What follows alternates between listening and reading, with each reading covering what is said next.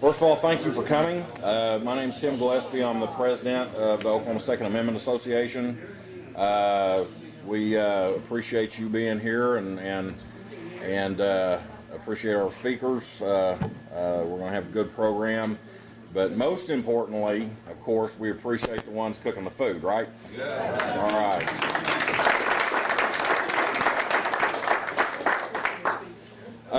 Before we get rolling, there is one thing that I want to talk to you about.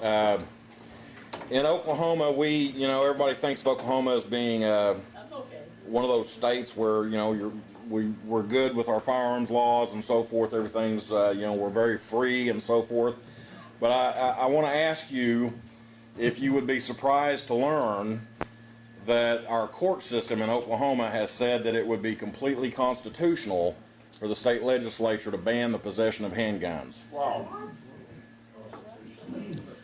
Impeach. The court system in Oklahoma, going all the way back to statehood, in 1908, there was a case called Ex parte Thomas, where Mr. Thomas was arrested for carrying a concealed handgun. He was convicted. They appealed the conviction. It went all the way to the state Supreme Court.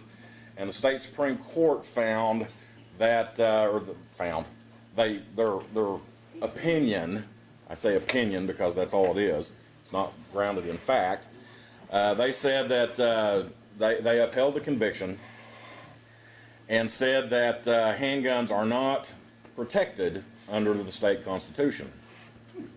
They said that our state constitution's firearms clause only relates to the collective right, or the militia, or posses, that sort of thing. Never mind the fact that it says that you have the right to defend your person and your property and so forth, but they said, no, you don't. It's not actually in there, even though it says it is. That you don't have the right to a handgun. You don't have the right to carry a handgun. And then, if you fast forward to 1929, in another case, Pierce versus State, or State versus Pierce. Mr. Pierce lived out in Ellis County, and the county deputies, showed up to serve a search warrant to find his bootlegging still. Well, they came to the door, showed him the warrant. He complied completely.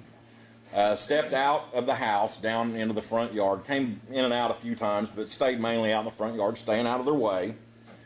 They conducted their search, never found the still. They came back out, and there he stood in his front yard with a Colt revolver in his belt, unconcealed. And so they arrested him for carrying an unconcealed handgun in his own front yard. He was convicted. They appealed. It went all the way up to the Court of Criminal Appeals. At that point, they upheld the conviction. They went on to say that the state does have the ability to regulate the carrying of a weapon even on your own property. That's why up until last November of last year, one of the things that we got included in the open carry bill that we got passed was that you could carry an unconcealed handgun on your own property outside of your dwelling place for the purposes of self-defense. Before November 1st of last year, that was illegal.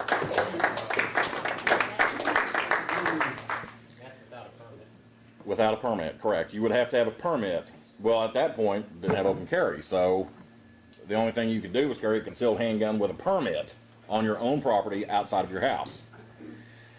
Well, in the course of that decision in 1929, the Court of Criminal Appeals stated that, and I quote, that it would be completely constitutional for the legislature to ban the possession of handguns in Oklahoma.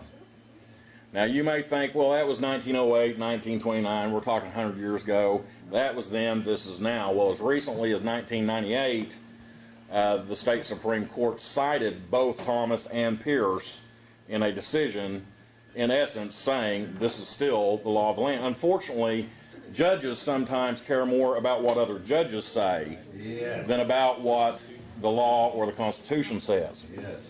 And so I want to make you aware of one of the things that we're going to be doing in the next legislative session. We've got several things we're going to be working on, but our keystone, our key bill that we're going to be working on is HJR 1026, which was started this year. It went through the States' Rights Committee in the House. It's waiting to finish that process, and it is a proposed amendment to the state constitution. I'll tell you what it says, and then I need to mention one other thing before I read the rest of it to you. But it says this: the fundamental right of each individual citizen to keep and to bear arms, including but not limited to handguns, rifles, shotguns, knives, and other common arms, ammunition and the components thereof, for security, defense, or in aid of the civil power where thereunto lawfully summoned, recreation, lawful hunting, or any other legitimate purpose shall not be infringed.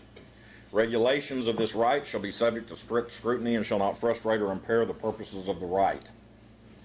Now, the second part of that is that second sentence. You know, if the courts looked at our state constitution and butchered it before, what's going to keep them from doing it again? Well, that second sentence is what will keep them from doing it. The phrase strict scrutiny is very important. There are 3 levels of scrutiny that the courts apply to laws. There's intermediate or rational basis, intermediate, which is where they look at it, how they look at it now, and then there's strict scrutiny. The rational or the intermediate level is, you know, you get decisions like Kwong versus Bloomberg, where Kwong sued the city of New York City because of the $300 and some odd fee for for having a handgun license, and the Court of Appeals upheld the fee. Because at that level, all you have to do, the government has to prove that they have some kind of compelling state interest to do this. But at the strict scrutiny level, they have to not only prove that, but they have to prove that there is absolutely nothing else they can do to accomplish that purpose than the way they're doing it. In other words, it forces them to look to the least intrusive way to accomplish what they're trying to accomplish. And basically, the point of that is it puts the judges in a little bitty box that will keep them from being able to do some of what they've done in the past. Now, the hope is with that, we actually hope that we can turn that into constitutional carry. The chances of that are the professor that's helped us write this has said that's about 50-50. But even if it doesn't turn into constitutional carry, it'll make it a whole lot easier to get constitutional carry through the legislature. It'll make it a whole lot easier to get rid of some of the other stupid laws in Oklahoma. I'll give you a couple of examples. I already mentioned that it was illegal to carry an unconcealed handgun on your own property for self-defense earlier. Did you know that it's also illegal right now to get on a bus in Oklahoma with an unconcealed handgun? It is considered under state law part of the act of hijacking the bus. Doesn't matter who owns the bus. Doesn't matter if you own the bus. Doesn't matter if the bus is sitting in a junkyard and you step on it to take some part off of it. It is illegal. So that's ridiculous. We're working on that. Spring assisted knives. Anybody here got a spring assisted knife on you? Well, as of the first of this month, just 2 days ago, you are legal to carry that. Before that, it was illegal to have one in Oklahoma. Sell them at every gun show. They sell them in Walmart. They sell them everywhere you go. I've asked that question at so many meetings this year and had cops raise their hand. Yeah, I've got one in my pocket. We have some ridiculous laws in Oklahoma, and this will help us get rid of a lot of them very, very quickly, a lot quicker than we've been able to so far. So I want to encourage you, number one, to get on our email list if you're not already on there. If you've signed in, you'll be on our email list. But watch our emails once we get started with the session in February. We'll be putting out information about when to call, who to call, and so forth and so on, so that we can make sure we get some of these bills through the legislature. One nice thing about it being an election year, politicians love gun bills in Oklahoma on election year. They don't so much on non-election years, but except for the one that we've got sitting back here. I meant to actually recognize him, Senator Nathan Dahm, back here.